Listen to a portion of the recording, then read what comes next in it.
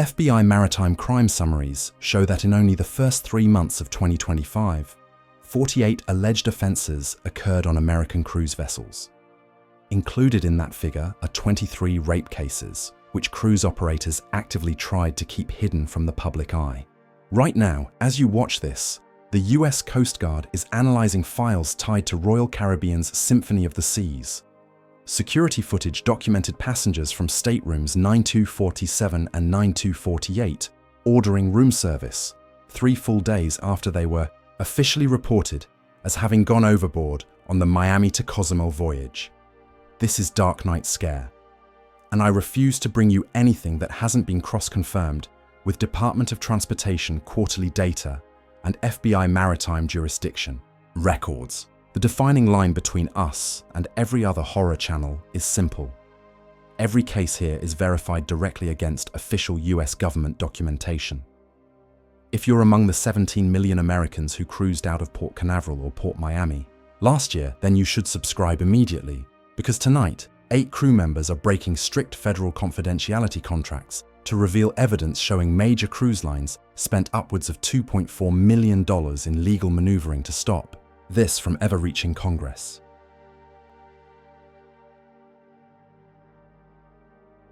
This narrative will prompt you to reconsider every security system aboard cruise ships.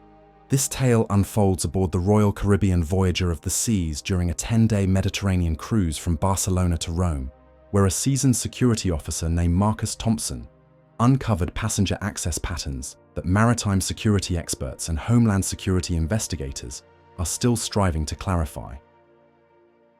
Marcus Thompson had spent 14 years working in cruise, ship security, focusing on surveillance operations, access control systems, and passenger safety protocols across Royal Caribbean, Celebrity, and Norwegian cruise lines. He held certifications in maritime security, emergency response coordination, and counter-terrorism procedures, overseeing more than 2,800 security cameras across various vessels each year.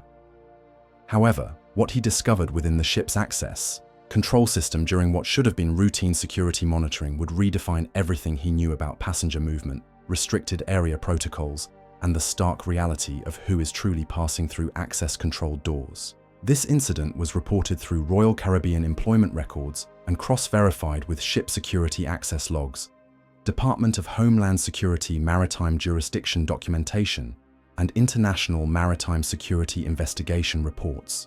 Marcus Thompson begins his account. I'm a 41-year-old security officer from Miami, Florida, and I've been involved in cruise ship security operations for 14 years.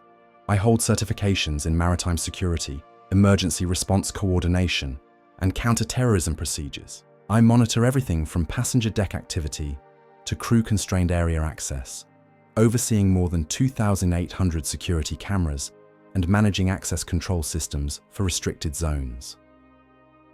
Over 14 years, I believed I had a comprehensive understanding of ship security protocols until I encountered Thomas Chen during our September Mediterranean sailing.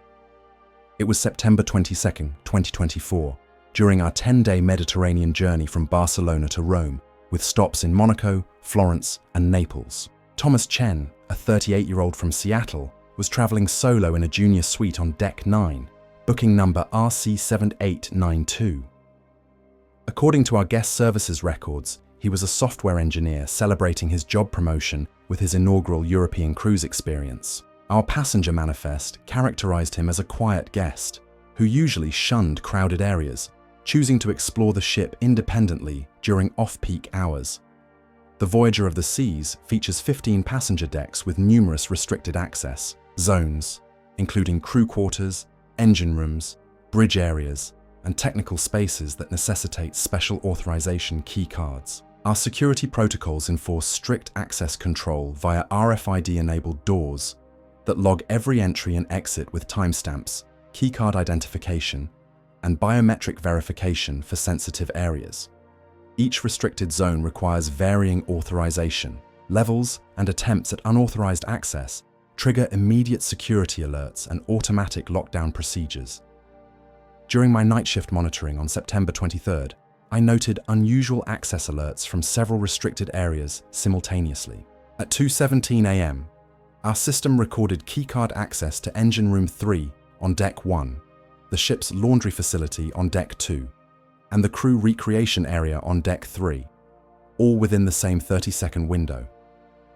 According to ship layout and security protocols, this was impossible, as these areas demanded different authorization levels and were situated at opposite ends of the vessel.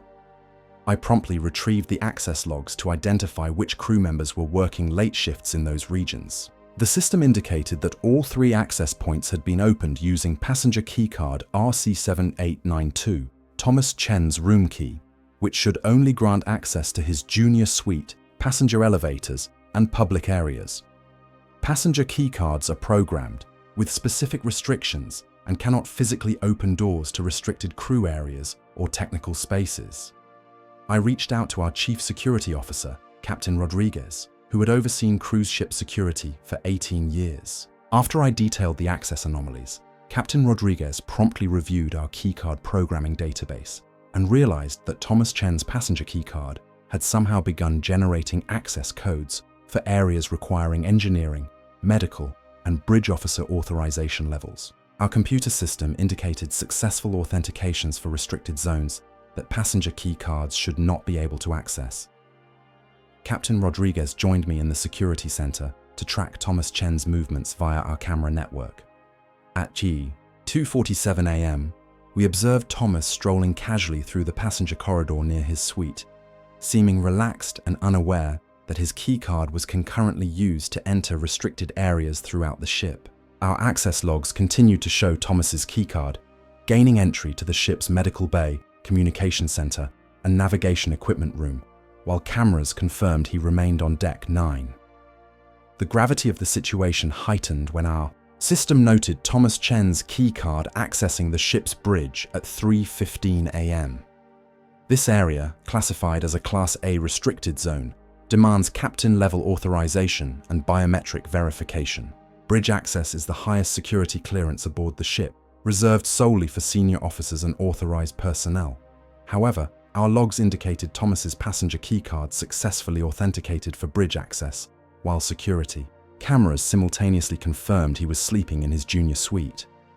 Captain Rodriguez immediately reached out to the bridge watch officer, Commander Martinez, who affirmed that no unauthorized personnel had entered the bridge, all access points remained secure, and no keycard readers had been activated. Nevertheless, our security system logs kept demonstrating successful bridge access using Thomas Chen's passenger keycard, with the electronic lock cycling open and closed as though someone was entering and exiting the most secure region of the ship. I scanned the complete access history for Thomas Chen's keycard since embarkation and uncovered possible access patterns occurring throughout the entire cruise.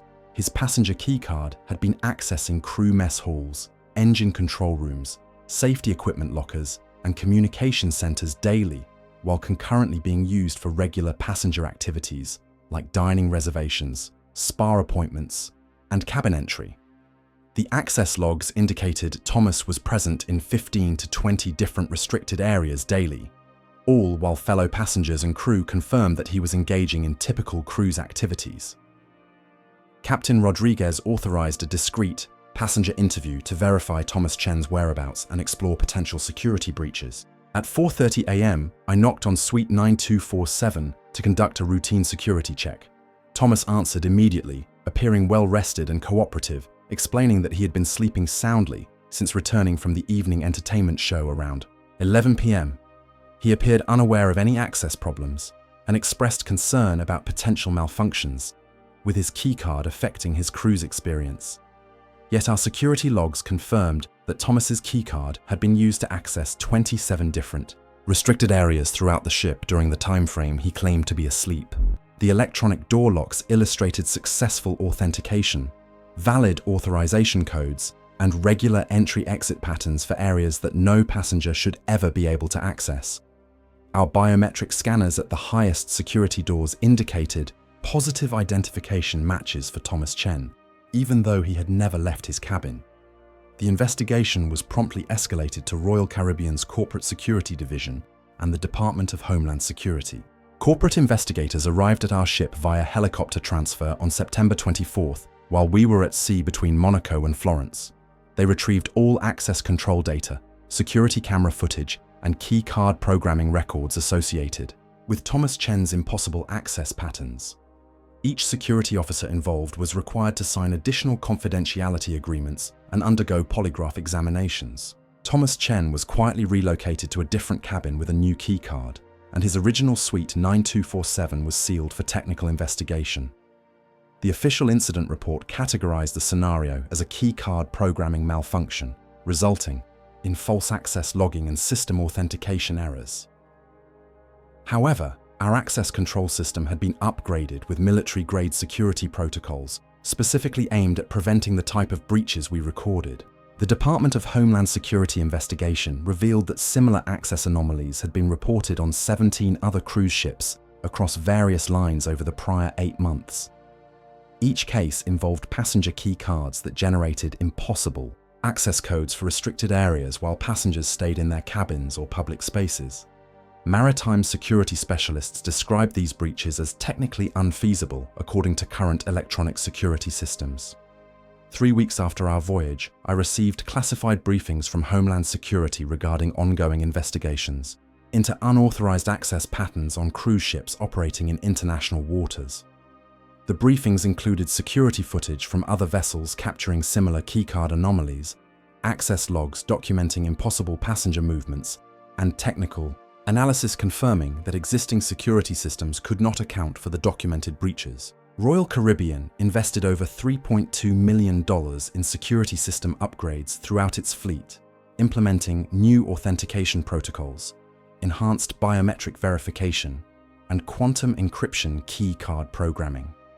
Yet maritime security consultants privately recognized that the updated systems were created to thwart breaches that should have been impossible with the former technology.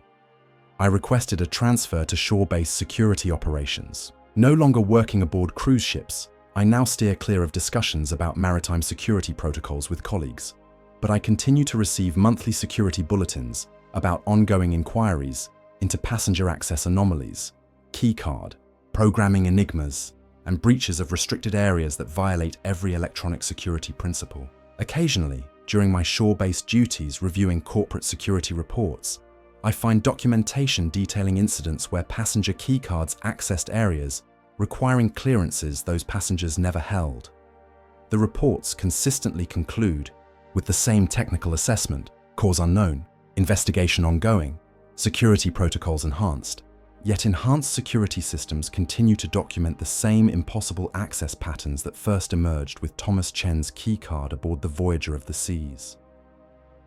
This account has been substantiated with Royal Caribbean Voyager of the Seas employment records, ship security access control logs, Department of Homeland Security maritime security investigation files, and corporate technical analysis reports concerning unauthorized keycard authentication patterns.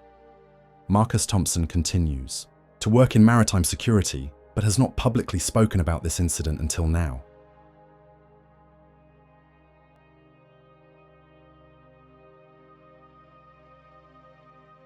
I don't believe in the paranormal, yet I've spent countless hours trying to rationalize my sightings, and none of the conclusions I've reached make any sense. Last summer, my niece Maria had her wedding in Athens, so I had to attend. As fate would have it, there he was again, in the same outfit, standing by a bar with his head pointed toward me. To be completely honest, there were so many inebriated individuals there that I might have imagined it. Either way, I made a vow never to return to Greece again. I'm a senior at Rowan University in South Jersey, and my friends here call me Devon. Last summer, I went on a cruise to the Bahamas with some girlfriends to unwind. Having just turned 21, our plan was to drink some more, and enjoy ourselves. We felt we deserved this vacation after a grueling semester filled with Greek life drama and coursework. I'll keep it brief. I was with my friends Tao, Messina, and Taylor. Taylor and I didn't always see eye to eye, as there was some petty drama between us. I always assumed she was envious of me because she spent more time eating than working out, and I think you understand where I'm going with that. Nonetheless, I was close with Tower and Messina, so I thought everything would go smoothly. We booked a cruise with Carnival that would stop at a few Bahamian islands before returning to New York City. The boat docked at our first destination, aptly named Paradise Island. To summarize, we were all quite intoxicated at the bar, laughing and flirting. With guys to buy us drinks, it was genuinely fun. At one point, Messina asked me to grab her a drink, so I obliged. I approached the bar to order our drinks, and Messina followed to get hers. When our drinks arrived, I wanted to take a selfie with her before heading back to our table. Just then, Tower called for Messina, and she, in her drunken state, dashed off, leaving her drink behind.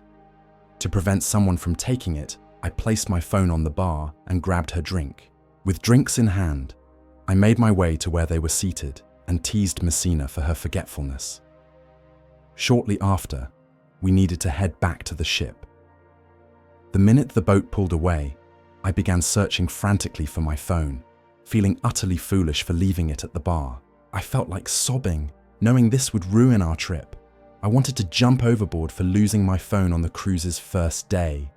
I pulled out my laptop to locate my phone, and to my surprise, it wasn't on the island, but was showing up as being on the boat.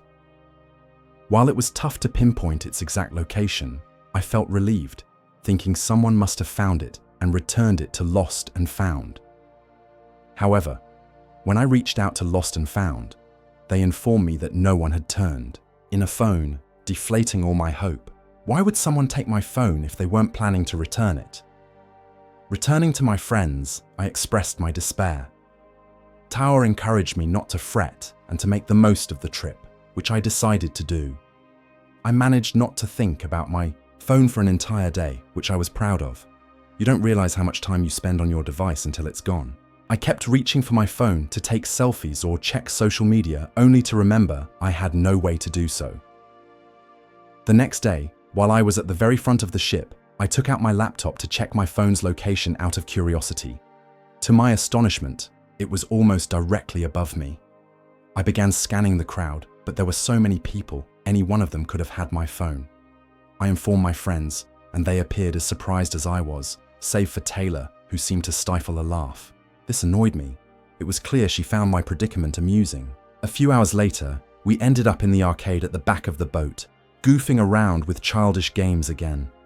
I retrieved my laptop once more, only to see that my phone's location was, yet again, practically directly on top of me.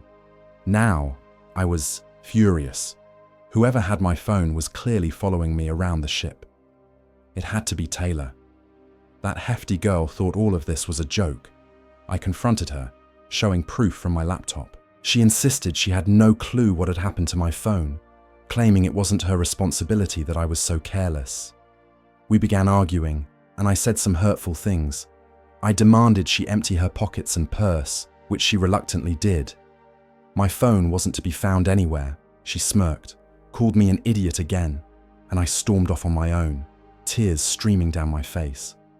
For the rest of that day, I isolated myself in my room, refusing to spend time with Taylor for the night. The next couple of days flew by quickly.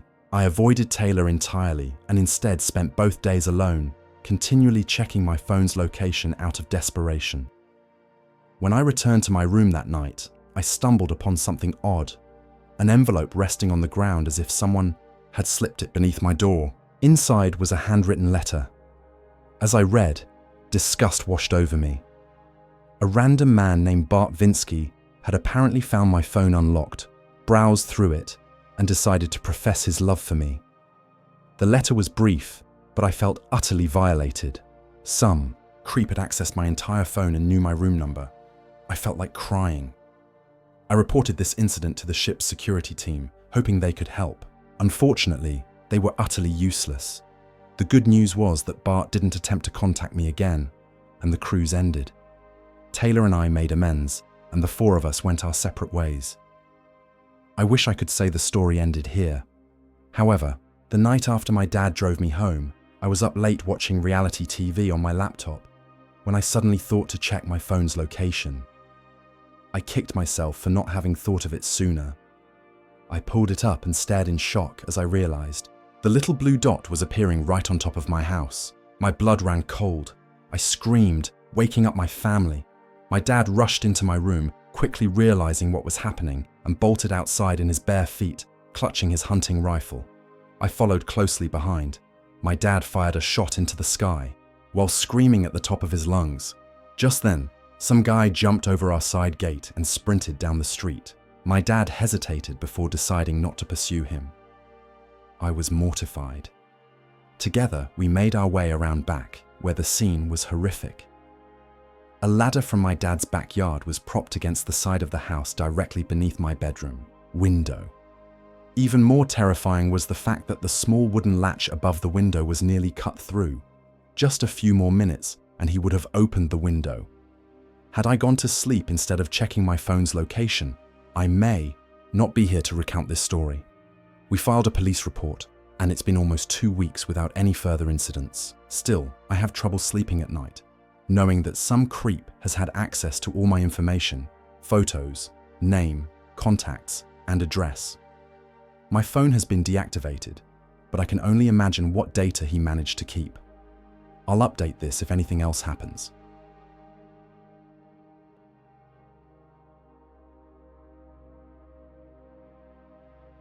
This unsettling ordeal commences with a woman who initially thought room service was being overly amiable until she realized that the crew member delivering it was no crew member at all. Oilia believed she was embarking on the vacation of a lifetime when she arranged her coveted Caribbean cruise.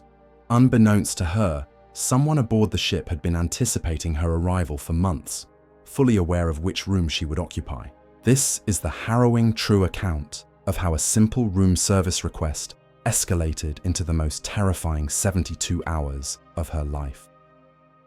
Oilia, a 28-year-old marketing executive from Denver, had organized this cruise over a year.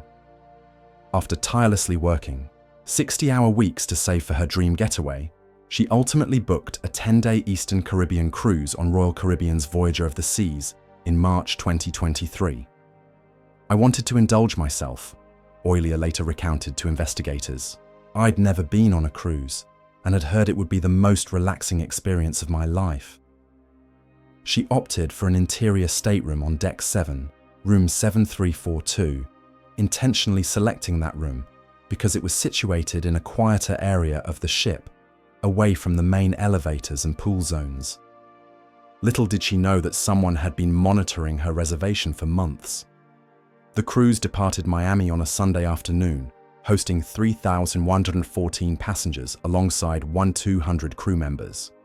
Traveling solo, her first unaccompanied holiday in several years, Oilia meticulously planned every aspect of her trip. Shore excursions in Cozumel, St. Thomas, and Barbados, dinner bookings at specialty restaurants, and even pre-scheduled spa treatments. "The initial 2 days were nothing short of perfect," Oilia recalled. "I felt incredibly free, so independent.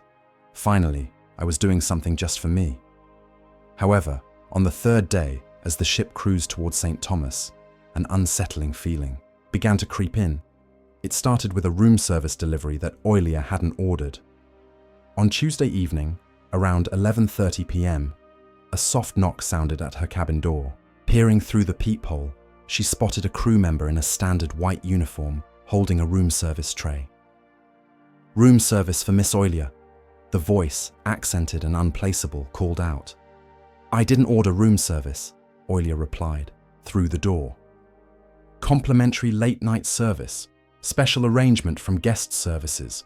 You requested dietary accommodations." Confused, Oilia decided to open the door. The crew member was a slender man in his early 30s, sporting dark hair and pale skin. His name tag read Dante Food Service. What caught her immediately was the intensity of his gaze as he scrutinized her room, almost as if he were memorizing its layout. "I didn't request any dietary accommodations," Oilia stated firmly. Yet Dante had already positioned the tray on her desk. "Ah, it must be a computer error, but it's already prepared. Chocolate-covered strawberries and champagne, complimentary for solo travelers. Enjoy your evening, Miss Oilia." Before she could respond, he vanished down the hallway at an unnaturally brisk pace. Oilia inspected the tray. Everything appeared legitimate.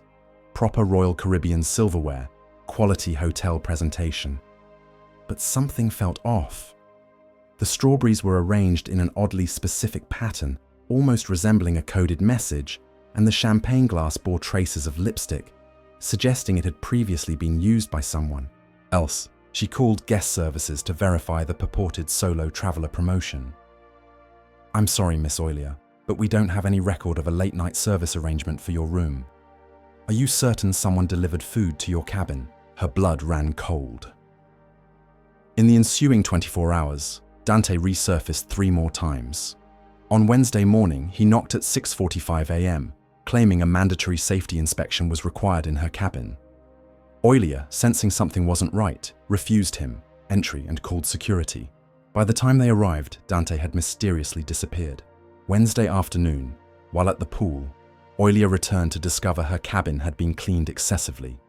Personal items misplaced, her journal left open to a different page, and a peculiar cologne scent lingering in the air. Later that evening, Dante appeared at her dinner table in the main dining room, now dressed as a waiter. "Would you like to try our special dessert, Miss Oilia? I personally prepared it for you."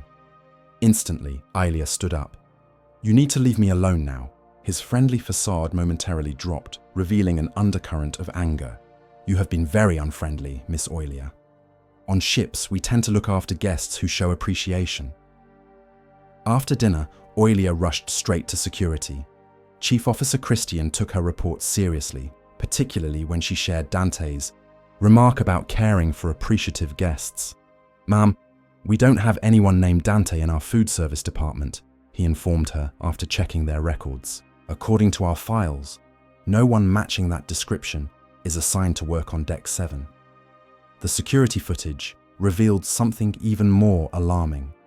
The cameras captured Oilia's exchanges with Dante, alongside footage of him entering other cabins inhabited by solo women across different decks, always carrying the same room service tray, always late at night. That evening, security initiated a surveillance operation. Oilia was relocated to a secure cabin on Deck 12, while undercover officers took positions around her original room. They didn't have to wait long. At 11:45 p.m., Dante again appeared outside room 7342 with his hallmark room service tray. However, instead of knocking, he utilized a master key card to enter her cabin directly. Upon inspecting the tray, officers uncovered a collection of items that turned the investigation unsettling.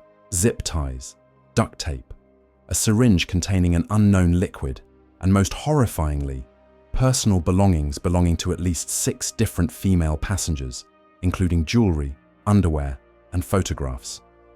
It became clear Dante was not a crew member at all. He was a passenger using forged identification documents. His genuine cabin was located on Deck 2, and he had been employing stolen crew uniforms and master key cards obtained from a corrupt crew member to move freely throughout the ship. The investigation divulged that Dante had been targeting solo, female travelers on numerous cruise lines for over 2 years. He would book tickets on the same ships as his intended victims, having acquired the passenger booking information via an insider network. He maintained detailed files on 12 different women on that cruise. Chief Christian later reported that these files included photographs, cabin numbers, daily itineraries, and dietary preferences, data that could only have been accumulated through systematic stalking and internal access to ship databases. When authorities searched Dante's actual cabin, they discovered what could only be termed a shrine dedicated to his victims. The walls were plastered with photos of women taken without their consent, by pools, in restaurants, even asleep in their cabins. He had meticulously catalogued personal items from various cruises, each labeled with dates and ship names. Most chilling was a journal outlining Dante's selection criteria and future plans for his victims. Oilia's entry spanned 3 pages, detailing his twisted fantasies regarding the remaining 7 days of the cruise. The investigation unveiled further disturbing connections. Dante was not operating solo. A housekeeping crew member named Bowen was implicated in providing Dante with master key cards, passenger information, and access to the internal ship databases. Bowen had been selling sensitive information about solo female travelers for $500 each. According to FBI Special Agent Jallan, who was called in when the ship docked in St. Thomas, this was a sophisticated operation. They had devised methods to identify, track, and exploit victims across various cruise lines and voyages. Dante and Bowen were apprehended when the ship arrived in St. Thomas. Dante faced multiple charges: stalking, breaking and entering, possession of drugs with intent to harm, and possession of stolen goods. Bowen encountered charges of conspiracy, theft, and violations of maritime security protocols. The investigation extended to include 3 additional cruise lines where similar patterns had been observed. Ultimately, Dante was linked to incidents involving 23 different women across 15 cruises, illustrating a dangerous pattern. The most troubling aspect wasn't just Dante's presence, Oilia remarked later. It was coming to terms with how exposed I had been the entire time. How many other crew members were watching? How many other passengers could have become victims? The cruise industry proclaimed safety, but they failed to recognize what was transpiring right under their noses. Oilia never set foot on another cruise. She became a staunch advocate for passenger safety on cruise lines and collaborated with maritime law enforcement to bolster security measures. This case led to substantial enhancements within cruise industry, security protocols, including stricter background checks for all crew members, limited access to passenger information, improved surveillance in passenger cabin areas, mandatory reporting of suspicious crew behavior, and better collaborations with international law enforcement. Yet for Oilia and the other victims, the damage was already inflicted. People believe cruise ships are safe because they're surrounded by security and crew, Oilia concludes. But that security structure only functions if those operating it aren't the ones aiming to harm you. Trust your instincts. If something feels amiss, it probably is. And never make the assumption that just because someone is in a uniform, they belong there. What began as a dream vacation morphed into a nightmare that could have escalated into something far graver. Thanks to Oilia's bravery in speaking out and the security's rapid response, a dangerous predator was stopped before he could find more victims. This story is grounded in actual events reported in maritime crime databases. Names have been altered to protect the privacy of the victims. If you're planning a cruise, remember to report any suspicious behavior promptly to ship security. Your safety relies on remaining vigilant, even in paradise.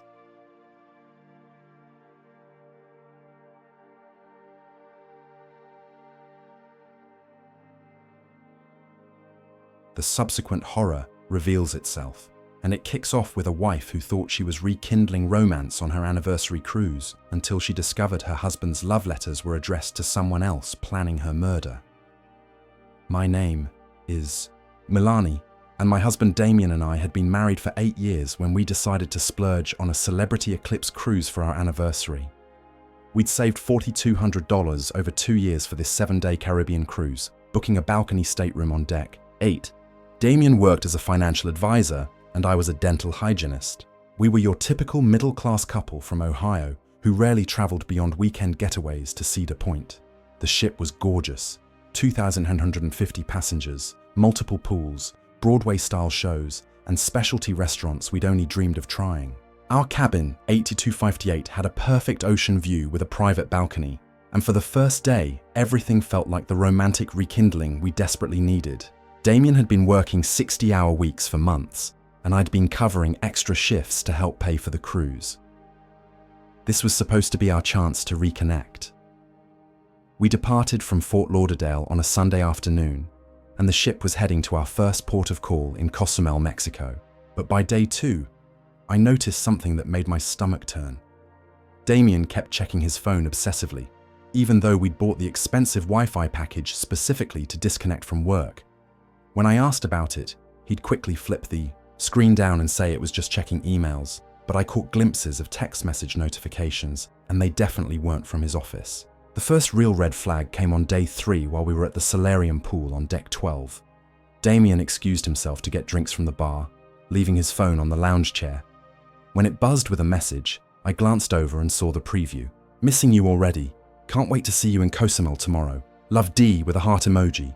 My blood turned to ice. We were docking in Cozumel the next day, but Damien had told me he wanted to skip the port and just relax on the ship. Now I understood why. I quickly memorized the phone number and pretended to be asleep when he returned with our drinks. That night, I waited until Damien was snoring and carefully went through his phone. What I found shattered my world. Months of text messages with someone named Daniela, planning secret meetings, sharing intimate photos, and discussing their romantic rendezvous in Cozumel. The messages revealed they'd been having an affair for 6 months, and she was actually on the same cruise, staying in stateroom 912 with her husband, Cade. But the most chilling discovery was a message from just that afternoon. Cade suspects something. We need to be more careful. Maybe it's time we stopped pretending and just disappeared together in Mexico. The next morning in Cozumel, Damien claimed he felt sick and wanted to stay in the cabin. But as soon as the ship docked at the international pier, I watched from our balcony as he left the ship alone, wearing the new polo shirt I'd bought him for the trip. My hands shaking, I decided to follow him. I disembarked 30 minutes later and hired a taxi to take me to the resort area near Xcaret Beach Park, where most cruise passengers went for day trips. It didn't take long to spot him at a beachside restaurant called Carlos and Charlie's, sitting across from a stunning blonde woman in her early 30s, Daniela. They were holding hands across the table, looking like the perfect couple we were supposed to be. I positioned myself at a nearby table where I could watch them unnoticed. For 2 hours, I witnessed my husband being more affectionate and attentive to this stranger than he'd been to me in years. He was playing with her hair, feeding her bites of seafood, taking selfies together, all the romantic gestures that had disappeared from our marriage. But then their conversation took a sinister turn.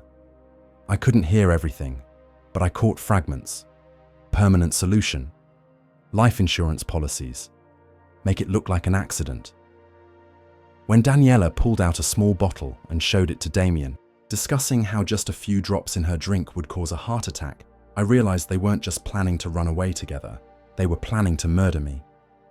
I rushed back to the international pier, my mind racing. They were planning to kill me during the cruise and make it look like a medical emergency at sea. With my history of anxiety and occasional heart palpitations, it would be believable. Damien knew exactly how to make it look natural. When Damien returned to the cabin that evening acting sick and apologetic for missing our port day, I had to pretend everything was normal while knowing he was planning my death. During dinner at Cucini, the specialty restaurant we'd reserved, months ago, I watched him carefully, noticing how he kept trying to distract me while the waiter poured our wine. When I excused myself to use the restroom, I saw him quickly reach into his jacket pocket and add something to my glass. My heart was pounding so hard, I thought it might actually give out naturally.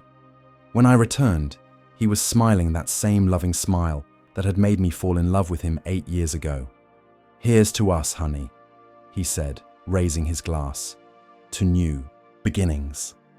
I pretended to take a sip, letting the wine touch my lips but not swallowing. Within minutes, Damien was watching me intently, waiting for something to happen. When I excused myself again, claiming the wine was making me dizzy, I saw relief and anticipation in his eyes. In the restroom, I forced myself to vomit, then returned to the table, acting increasingly unwell. Damien was the perfect concerned husband, calling for medical assistance, holding my hand, telling the ship's medical officer about my anxiety and heart issues. If I hadn't known the truth, even I would have believed his performance. The medical center staff wanted to keep me overnight for observation, but I convinced them I just needed rest. Back in cabin 8258, with Damien hovering over me like a devoted husband, I waited until he thought I was unconscious from whatever he'd given me. That's when I heard him on the phone with Daniela. "It's done. She's out cold. The doctor said if she has another episode tomorrow, they'll recommend she be airlifted to a hospital in Grand Cayman when we dock there. That's when we make our move." Using my phone, I recorded the rest of their conversation, including details about life insurance policies, their plan to disappear to Costa Rica, and Damien's admission that he'd been slowly poisoning me with small doses for weeks to to build up the medical history they needed. The next morning, I contacted the ship's security office and the FBI through the Coast Guard communications. By the time we docked back in Fort Lauderdale, both Damien and Daniela were in custody. The small bottle contained a concentrated form of digitalis, enough to cause heart failure in someone of my size. What was to be our romantic anniversary, cruise became the evidence that saved my life and put my husband away for attempted murder. I learned that the person you sleep next to every night can be the most dangerous stranger of all. The divorce was finalized while he was awaiting trial, and I've never felt safer or more alone in my life. Sometimes the real horror isn't a stranger following you through dark corridors. It's the person who promised to love and protect you, planning your death over room service and champagne while sailing through paradise.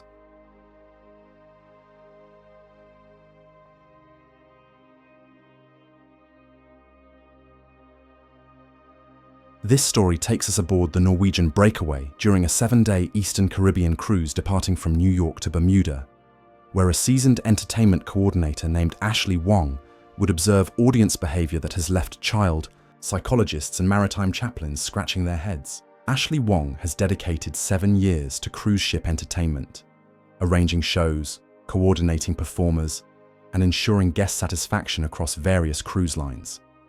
With certifications in event management, audiovisual systems, and emergency crowd control procedures, she has overseen entertainment ranging from Broadway-style productions to children's magic shows, managing audiences of up to 1,400 passengers. Nonetheless, what she witnessed in the Breakaway Theatre during a supposed routine children's program would challenge her understanding of passenger families, maritime tragedy protocols, and the basic reality of who is actually occupying the seats in your theatre. This incident has been documented through Norwegian Cruise Line employment records, cross-verified with US Coast Guard missed person documentation, and FBI maritime jurisdiction reports. Ashley begins her story. I'm a 31-year-old entertainment coordinator from San Francisco, California, with 7 years in cruise ship entertainment departments. My qualifications include event management, audio-visual systems, and emergency crowd control procedures. I have coordinated all types of events, from Broadway-style productions to children's magic shows, managing audiences of up to 1,400. In those 7 years, I thought I had a solid grip on every aspect of cruise ship entertainment until I encountered the Morrison family during our sailing in March. It was March 22, 2024, and during our 7-day Eastern Caribbean cruise from New York to Bermuda and Nassau, the Morrison family from Atlanta, Georgia booked a junior suite on deck 12. David Morrison, aged 41, his wife Jennifer, aged 38, and their daughter Emma, who was turning 6 during the voyage, all requested front-row seating for children's entertainment shows. Emma loved interactive performances and wanted to participate in every activity. The Breakaway Theatre, located on Deck 6, accommodates 678 guests and is equipped with state-of-the-art lighting, sound systems, and hydraulic stage equipment. Our children's programming included daily shows at 3:00 p.m., featuring puppet performances, magic shows, character meet and greets, and interactive sing-alongs aimed at ages 3 to 12. Emma Morrison attended every children's show during the first 3 days of our cruise, consistently sitting in seat A1 front row center while donning various princess costumes her parents had packed.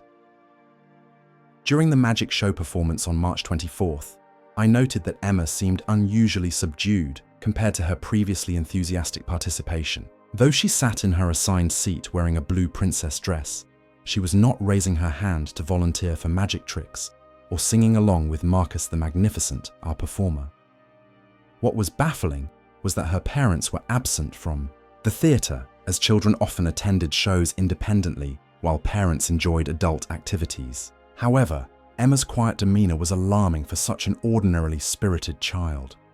What I wasn't aware of until the following morning was that Emma Morrison had fallen overboard from Deck 12 around 11:30 p.m. on March 23rd, just hours before our children's show on March 24th.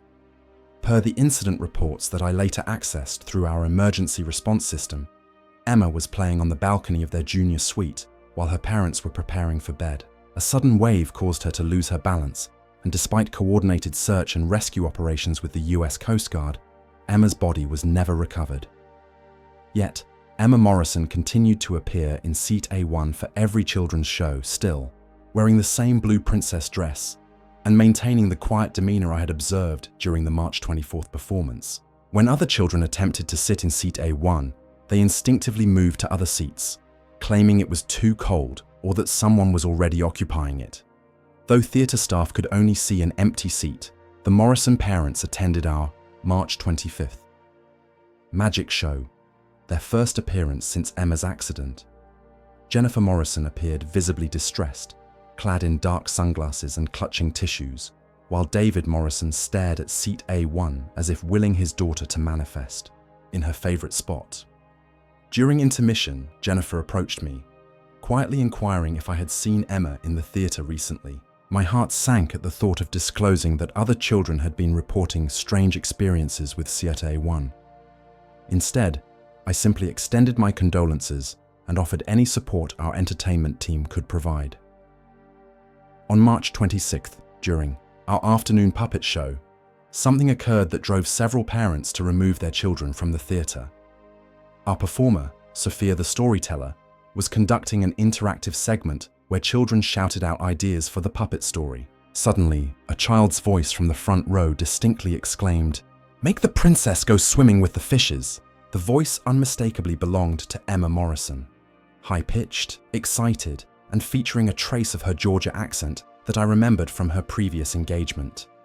Although Seat A1 appeared deserted to theatre staff and the majority of adult patrons, Sophia responded, "What a wonderful idea, sweetheart." She seamlessly incorporated Emma's suggestion into the puppet story. Throughout the performance, we could hear unmistakable laughter and applause emanating from Seat A1. Despite no child being visibly present, several parents later approached me with concerns about the invisible child participating in the shows and disrupting their children's experiences. Kids aged 4 to 8 consistently reported that a little girl dressed in a blue princess dress occupied the front row, yet when they pointed to Seat A1, their parents could see nothing. Some youngsters hesitated to participate in activities, suggesting the somber princess was making them feel anxious. The most unsettling incident occurred during our March 27th character meet and greet, featuring Princess Elsa from Frozen, Emma's favorite character according to her parents' prior dialogues with our guest services team. As Princess Elsa began her interactive presentation, she abruptly halted mid-sentence, fixing her gaze on Seat A1. Our performer Sarah Chen later shared that she clearly witnessed a little girl in a blue dress seated in the front row, waving excitedly and mouthing the words to "Let It Go." Princess Elsa descended from the stage and approached Seat A1, kneeling down as though engaging with a child, stating, "Hello there, beautiful princess. I love your dress." She appeared deep in conversation with someone in the seat, pausing for responses, smiling and nodding as if listening to a child's inquiries. Other kids in the audience watched in fascination as Princess Elsa interacted with the empty chair for nearly 5 minutes. During this exchange, our theatre's audio equipment malfunctioned, allowing Emma's voice to resonate clearly through the sound system, asking Princess Elsa the types of questions typical of 6-year-olds. Are you really magic? Can you make it snow on the ship? Will you come to my birthday party? Yet the microphones were off, and our sound technician, Miguel Rodriguez, confirmed that no audio input was getting received by any of our equipment. Sarah Chen described the experience as natural until she realized the confounded and frightened expressions of parents in the audience staring at her. The little girl she had been speaking to seemed perfectly ordinary. Blonde hair, blue princess dress, excited smile. Until the child stated she was swimming with the fishes now, and that her mommy and daddy were very sad. On our final day, March 28th, the Morrison parents attended our farewell children's show despite their evident grief. Jennifer Morrison requested that Seat A1 be kept vacant as a tribute to Emma. Before the show began, I personally placed a small bouquet of flowers on the seat alongside a card that read, "For our special Princess Emma." During the performance, our entertainer was teaching the children a farewell song when Emma's voice joined in, singing more loudly and clearly than she had at any previous shows. Her voice resonated throughout the theatre. Other children harmonized alongside her, and many parents later remarked on the beautiful child's voice that seemed to come from everywhere and nowhere at once. As the performance wrapped up and families began exiting the theatre, Jennifer walked to seat A1 and knelt down in front of the empty chair, whispering, "Mommy loves you, Emma. It's time to go home now, sweetheart." As she spoke, the bouquet of flowers I had placed on the seat shifted positions as if small hands had picked them up and shifted them closer to the chair's armrest. The theatre's temperature, which had consistently registered cold near seat A1 throughout the voyage, suddenly normalized. Our audio equipment ceased the intermittent malfunctions that had plagued each show since March 24th, and the children, who had previously reported interactions with the sad princess, stopped insisting they saw anyone in the front row. The Morrison family disembarked in New York on March 29th, accompanied by grief counselors and family members who had flown in to lend support. Jennifer left a thank you note for our entertainment team, expressing that Emma loved every show and that the Breakaway Theatre would forever hold special memories of their daughter's final birthday celebration.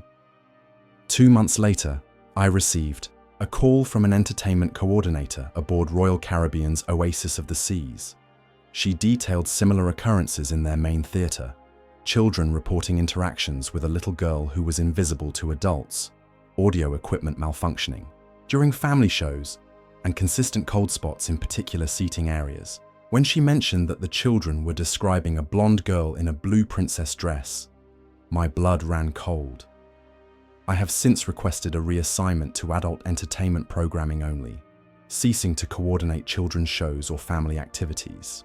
Whenever I walk past the Breakaway Theatre during children's programming, I can still hear Emma's distinctive laughter echoing from the front row.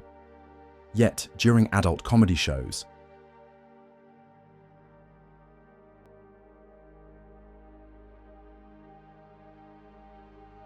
this narrative will lead you to reconsider every medical consultation you've undertaken on a cruise ship.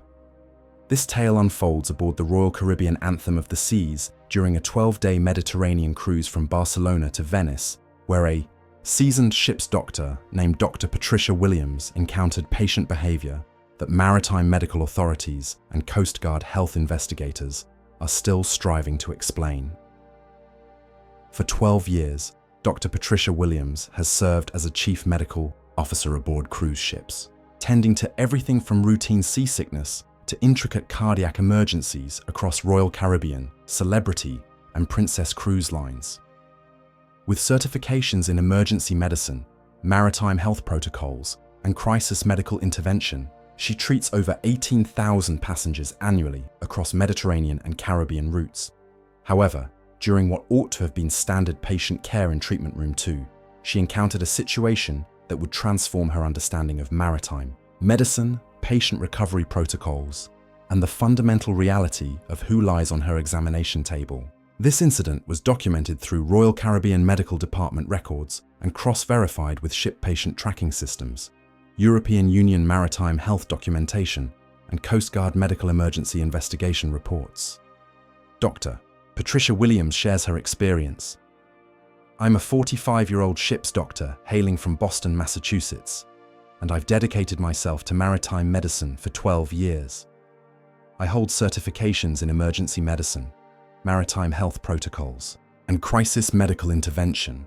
I've treated everything from minor injuries to life-threatening emergencies, performing surgeries in rough seas and coordinating helicopter medical evacuations.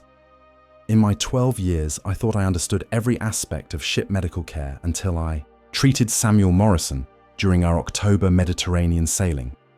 It was October 15th, 2024, during our 12-day Mediterranean route from Barcelona to Venice with stops in Monaco, Florence, and Dubrovnik. Samuel Morrison, a 52-year-old from Portland, Oregon, was traveling alone in a balcony cabin on Deck 8, booking number RC88847. According to our guest services records, He was a software engineer celebrating early retirement with his first solo European cruise. Our medical intake forms showed he had a history of mild hypertension, managed with medication, and no other significant health issues. The Anthem of the Seas Medical Center comprises a fully equipped hospital featuring 12 treatment rooms, surgical capabilities, X-ray facilities, and a pharmacy stocked for 3,800 passengers and 1,500 crew members. Our patient tracking system oversees all medical appointments, treatment outcomes, and medication dispensation through secure digital records available to our 3-doctor medical team and 8 qualified nursing staff. Samuel's first medical visit took place on October 16th at 2:30 p.m. concerning severe seasickness that wasn't alleviating with over-the-counter medication. I prescribed stronger anti-nausea drugs, suggested dietary modifications, and scheduled a follow-up for October 18th if symptoms persisted. This treatment approach is standard for passengers acclimating to Mediterranean sea conditions, and Samuel responded favorably to the medication regimen prescribed. He returned for his scheduled follow-up on October 18th, reporting that his seasickness had completely resolved, but he was now experiencing tightness in his chest and sensations of an irregular heartbeat.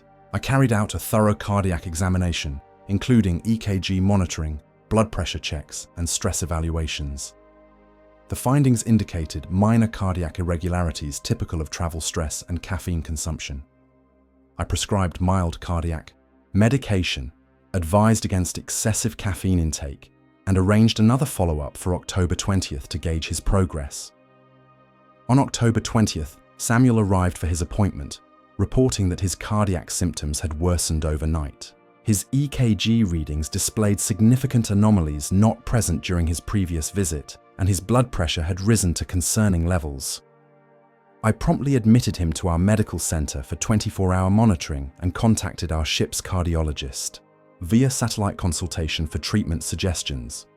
Samuel was put on IV medication, continuous cardiac monitoring, and was required to rest strictly in our medical bay overnight facility.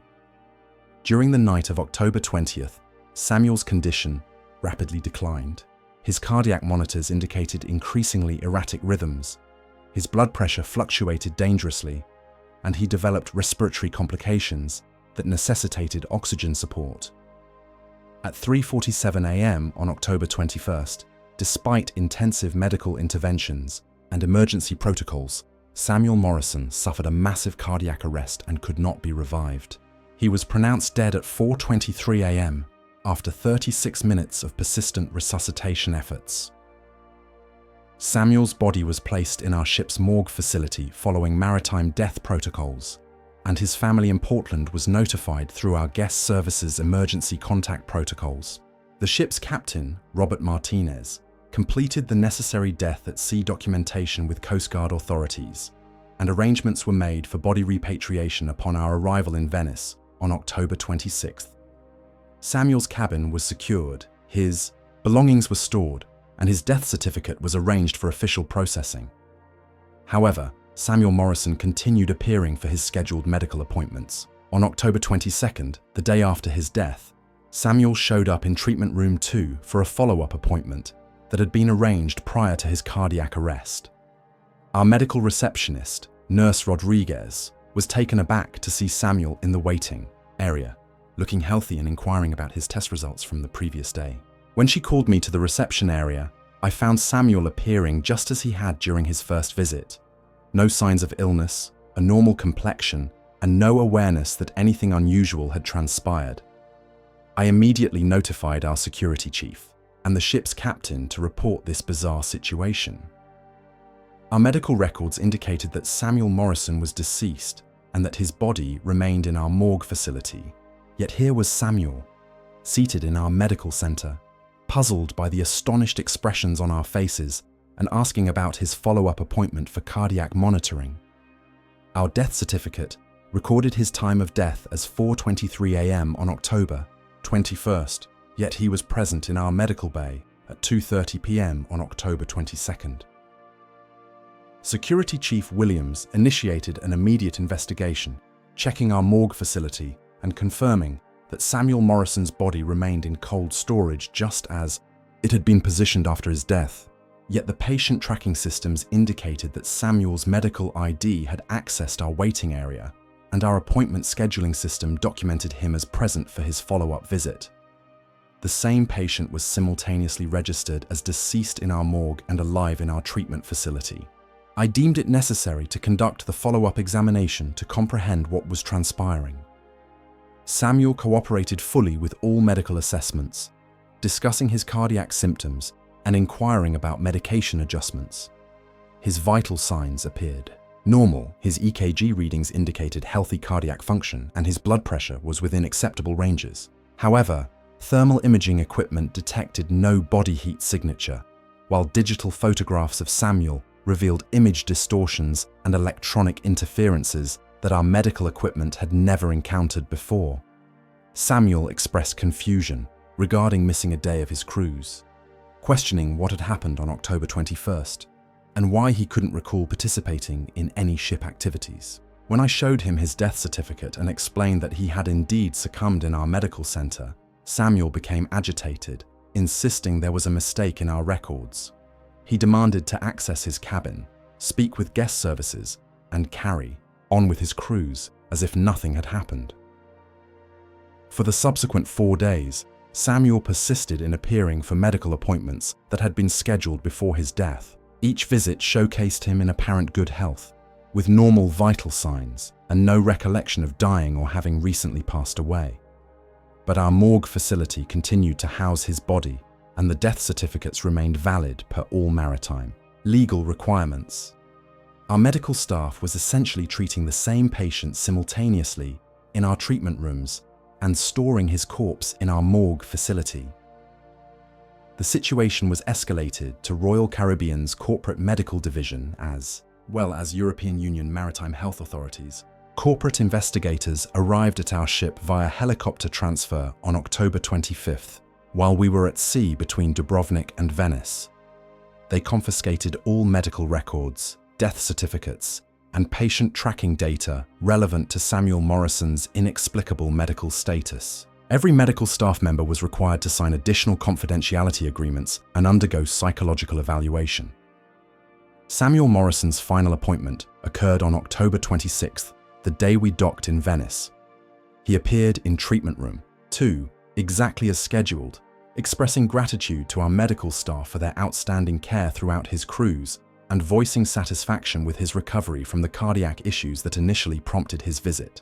He demonstrated no awareness of his own death, showed no memory of the medical emergency, and had no comprehension of why our staff displayed emotional reactions during his last visit. Samuel departed the medical center at 11:30 a.m., indicating he was eager to explore Venice and continue his European vacation. By 2 p.m., his body was transferred from our morgue to Venice Port Authority for repatriation to Portland, Oregon. According to official death at sea procedures, this same passenger had completed his medical treatment and been transferred for burial within just 3 hours of each other. 6 months later, I received a call from a ship's doctor on the Celebrity Eclipse, detailing identical medical anomalies, patients continuing to show up for appointments post-death, normal vital signs in deceased individuals, and the concurrent treatment and morgue storage of the same passenger. When she mentioned her patient was a software engineer from Portland, Oregon, I was struck with dread.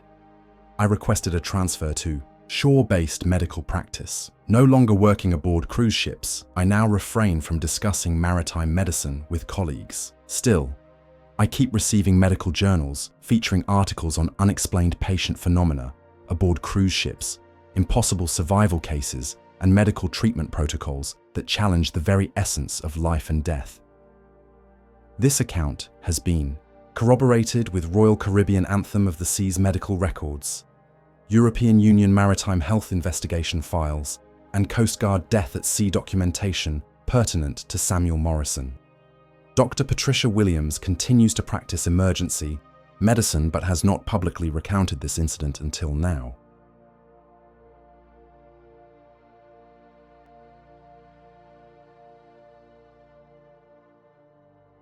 This might sound strange to some, but I've always dreamed of being a bartender on a cruise ship. I can't explain why, but life at sea seems peaceful to me. Plus, I've always been a social butterfly, and the individuals you meet on cruise ships have the most intriguing stories to tell. A few years back, I turned that dream into reality. As a cheerful woman in my mid-20s with a few years of bartending experience, I breezed through the interview process and was welcomed aboard Royal Caribbean. I won't bore you with irrelevant details about my tenure, but know that this position involved plenty of travel, sometimes too much. After just 2 tours, I interacted with 3 times the number of people I did at my local bar over 2 months. The sheer volume was overwhelming, but it was one of the reasons I so eagerly sought this position. This tale unfolds during my 3rd tour, a 12-day transatlantic cruise from Miami to Portugal and Spain. It was quite the journey, with 5 consecutive days at sea. However, there was a silver lining. I would finally return to Europe, and Royal Caribbean might grant me a week or 2 to go home. To set the stage, I'm quite capable of handling myself against overly flirtatious drunk men, regardless of their looks or age. It's just part of the job when you work nights. During this specific cruise, one customer stood out. This tall, attractive man in his 30s caught my eye night after night. He would settle into a seat at my bar, nursing his drink slowly. Eventually, we began sharing small talk about our lives, and he would be the last customer to leave at night. For the first time in ages, I started looking forward to those late evenings when Sebastian would linger at my bar. I sensed a depth behind his light green eyes, a look of sorrow etched into his features. On the 3rd night, I managed to coax him into sharing his story, which was heart-wrenchingly depressing. He told me about his troubled marriage, pausing frequently as if selecting his words carefully. His wife, Sasha, was having an affair with his college buddy, Charles. I won't go into the minute details, but it was brutally painful for him. He even mentioned their full names, as if he had longed to open up about this for years. He confessed he boarded the cruise alone, hoping the vastness of the ocean would help him forget his heartache. I honestly didn't know how to respond, other than to keep filling his glass. On the night before we were to dock in Ponta Delgada, he expressed his gratitude for my company and listening ear, saying, "You've made this trip bearable." He offered to buy me a drink in appreciation. This wasn't the first time I'd been offered a drink, but this occasion felt different. I sensed a genuine connection with him, and it seemed unfair what he was enduring. I agreed, stating I was happy to have supported him during such a tough time. Typically, I'd pour my own drink, but he insisted on doing it himself, claiming it was the courteous thing to do. I should have maintained professional boundaries, but his eagerness, combined with his apparent vulnerability, swayed me. I reluctantly agreed and invited him behind the bar. An innocent decision that could have altered my life forever. He mixed the drink with steady hands and presented it to me with a faint, sorrowful smile. The drink tasted fine, but within minutes, a heavy drowsiness enveloped me. I grasped the bar edge in an attempt to steady myself, but everything suddenly went black as I succumbed to the unexpected wooziness. I didn't even have time to scream. When I awakened, the scene before me was terrifying. I found myself in my own room, but it was a mess, like a tornado had torn through. Panic surged as I realized I was tied to my own bed, a towel shoved down my throat. A wave of relief washed over me. My clothes were still on and untouched. An hour later, room service found me and set me free. A full day had passed, and the ship was already departing from Jamaica. Anger boiled within me. How could I have been so naive? I had fallen prey to Sebastian's charming ruse, and he exploited my sympathetic nature. I doubted Sebastian was even his real name. As I stated earlier, my suite was completely trashed. My jewelry, phone, and personal belongings were all gone, with the safe wide open and its contents missing. My suitcase had vanished too. Cruise ship security made a huge fuss over this, not for the passengers, of course, but among themselves. They reviewed footage, only to discover that this man had disembarked early in Ponta Delgada and hadn't returned to the ship. The crew was left with no choice but to leave him behind when he didn't show up for departure. They urged me to keep quiet about the incident, offering me significant compensation and promising they would locate him eventually, assuming he had used a passport to book the cruise. In the weeks following the voyage, they contacted me with updates on their search. Because the cruise hadn't returned to the States, it was a nightmare to reach out to American police and relay the crime's details and the perpetrator's identity. Portugal was somewhat more cooperative, conducting at least a semblance of a search, although deep down, I knew Sebastian was no longer in the country. Eventually, American authorities got involved and launched a full-blown investigation. The identities this man used were all legitimate. Real passports, names, addresses, the whole bit. The police went to his reported residence, but the landlord revealed that Sebastian had moved over a month prior, leaving behind nothing. The landlord could provide a personal phone number, but it had, of course, been disconnected. Authorities searched for any properties in his name, but found none, and his criminal record was suspiciously clean. He hadn't even received a parking ticket. They visited his previous jobs, and all offered the same story. The only address they had was where he had vacated, and the only phone number they had was the disconnected one. I was furious. They had his full identity.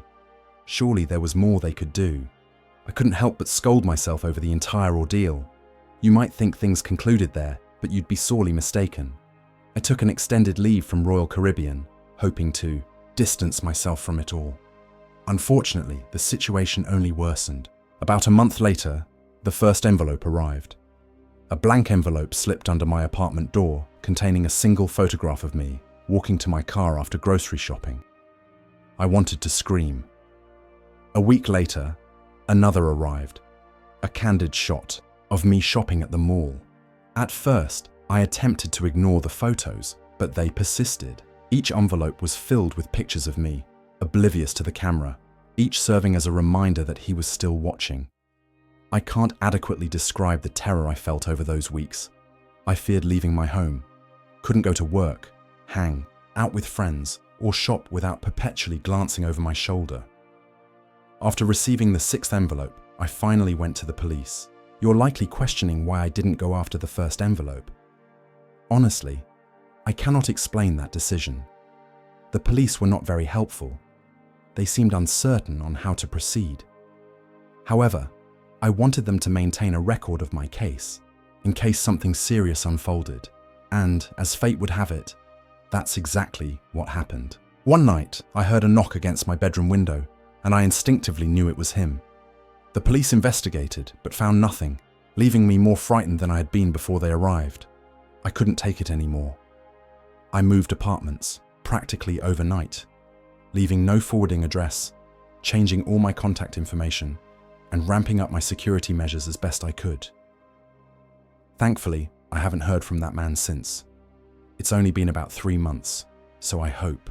I'm not jinxing myself by saying this. I suspect he unlocked my phone while I was unconscious, gaining access to all my personal information. The most upsetting part of this ordeal isn't what was stolen or even the fact that my life was uprooted when I changed my address. It's the realization that I'll never aspire to work on a cruise ship again. I'm not even sure I want to continue bartending.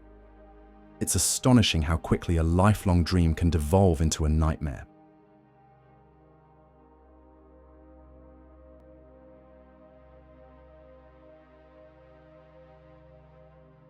This narrative starts with 2,218 passengers who believed they were heading toward paradise in the form of glaciers until disaster struck, claiming their ship eternally. What I'm about to recount happened aboard the Celebrity Millennium in September 2023.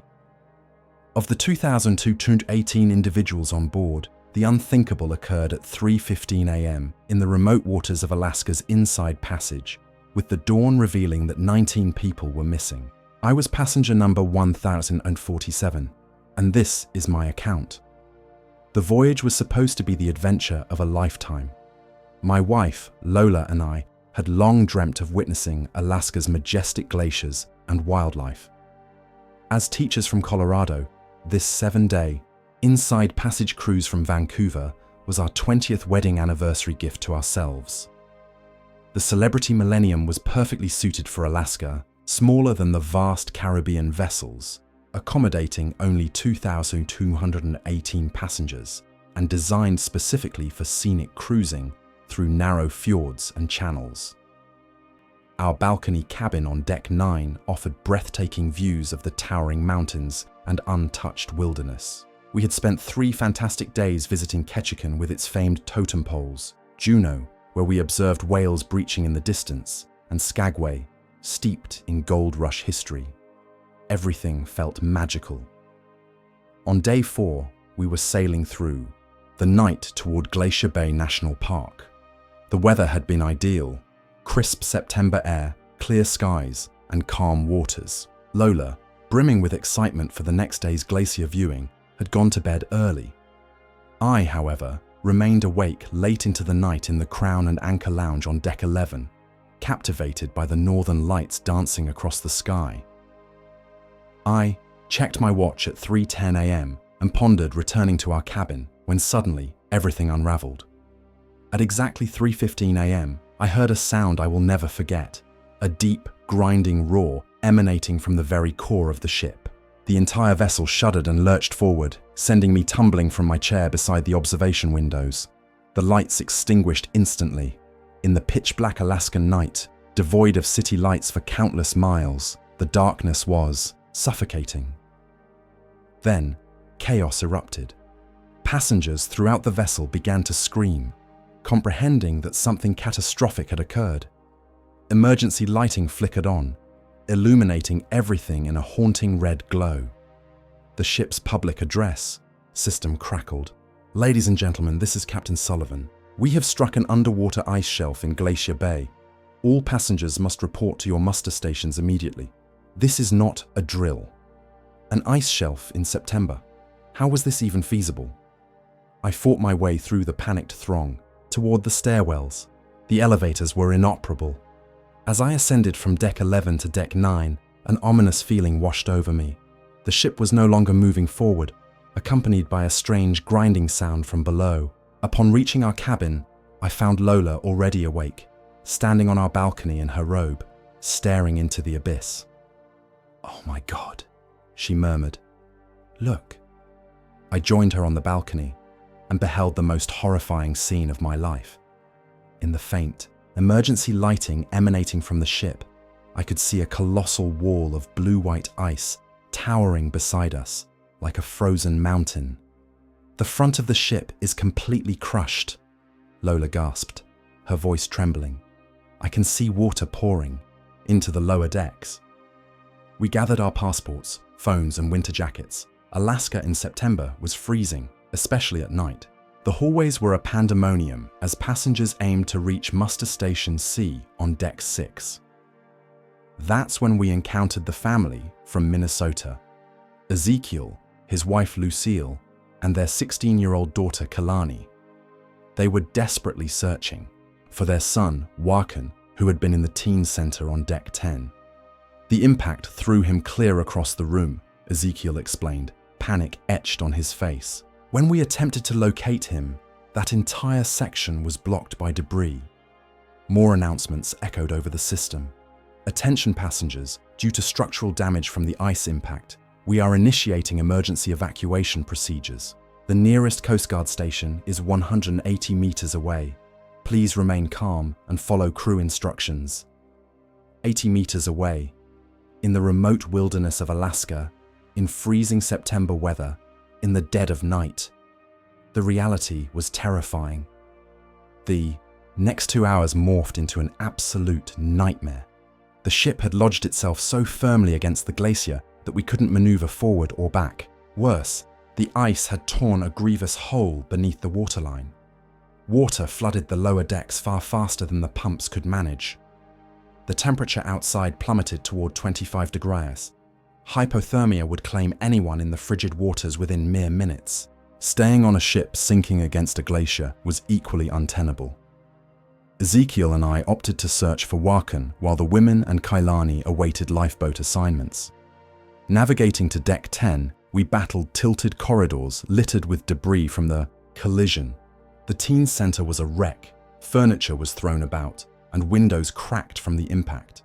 We discovered Joaquin trapped under an overturned pool table, conscious but with a severely injured leg. It took both of us to lift the table off him. As we helped him descend the stairs, we spotted helicopter searchlights in the distance. Coast Guard rescue teams from Juneau still over an hour away. Time was against us. The ship's tilt increased as more compartments inundated with water. The grinding sound of metal scraping against ice was now incessant, akin to nails on a chalkboard. Upon reaching our muster station, we found Lola and Lucille with Kelani had been assigned to Lifeboat 14. However, the lifeboat launch was taking an eternity. The ship's position against the glacier made it nearly impossible to lower the boat safely. Then we heard the announcement that froze our blood. All passengers on decks 1 through 4 abandon ship immediately. Water has reached the main engines. This is a code red emergency. Peering over the side of the ship, I saw orange lifeboats scattered across the dark, icy waters of Glacier Bay. Some were being scooped up by Coast Guard vessels, while others struggled amid the freezing waters. Passengers huddled together for warmth. At 5:30 a.m., as the first rays of dawn illuminated the glacier, we heard the sound every passenger dreads, the ship's hull cracking under the pressure of the ice. The Celebrity Millennium had been pinned so tightly against the glacier that the ice was gradually crushing the ship's superstructure. Metal beams twisted and snapped like twigs. "We have to get off now," Ezekiel shouted. "The ship's being crushed." Finally, our lifeboat launched, plummeting 60 feet from Deck 6 into the frigid waters of Glacier Bay. The cold smacked us like a physical assault. Even with our winter jackets, the Alaskan air felt brutal. Packed into our lifeboat were 47 individuals, including several elderly passengers already showing signs of hypothermia. Lucille clutched Kelani, both of them shivering uncontrollably. Joaquin, despite excruciating leg pain, was striving to remain composed. We paddled furiously away from the ship, witnessing the Celebrity Millennium slowly succumbing to the crushing embrace of the glacier. The sound was indescribable, like a structure collapsing in slow motion. For 3 hours, we floated in that lifeboat, watching the sun creep over one of the most breathtaking yet terrifying landscapes on Earth. The glacier that destroyed our ship sparkled magnificently in daylight, a wall of ancient blue ice extending toward the mountains. Yet, beauty did little to warm us. Several passengers began losing consciousness from the cold. The Coast Guard helicopter located our lifeboat at 8:45 a.m. The rescue swimmer who pulled us aboard informed us that the water temperature was a lethal 38 Taustig, deadly within 20 minutes of immersion. Of the 2,218 passengers aboard, 2,199 were saved while 19 remained unaccounted for, presumed to have succumbed to hypothermia in the icy Alaskan waters. The family was all safely transported to the Coast Guard station in Juneau. Joaquin's leg required surgery, but he ultimately recovered fully.